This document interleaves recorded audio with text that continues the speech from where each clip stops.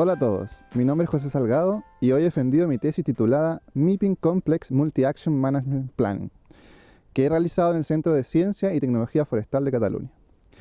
En la actualidad, nos enfrentamos a desafíos ambientales sin precedentes, como la pérdida de biodiversidad, la degradación de los hábitats y el cambio climático. Resolver estos problemas requiere un enfoque integral y la planificación de la conservación juega un papel fundamental. Identificar la gestión ambiental adecuada no es una tarea fácil. Debemos considerar múltiples criterios, dependencias espaciales y diversas opciones de gestión. Sin embargo, es esencial tener en cuenta que los recursos son limitados y la urgencia de la crisis ambiental nos exige soluciones prácticas. Mi tesis doctoral se centra en desarrollar herramientas matemáticas efectivas como soporte a la toma de decisiones en la planificación espacial de la conservación.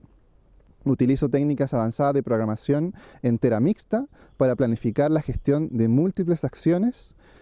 Dentro de los avances propuestos dentro de mi tesis incluye la secuenciación temporal de las acciones, la optimización de múltiples criterios a la vez y la difusión espacial de los beneficios para lograr una planificación integral y realista. Una contribución clave en mi investigación es Priori Action, una aplicación informática fácil de usar desarrollada en el lenguaje de programación R, ampliamente reconocido en el ámbito científico. Esta herramienta práctica pone a disposición de algunos de los avances de mi tesis, cerrando la brecha entre los avances científicos y su aplicabilidad.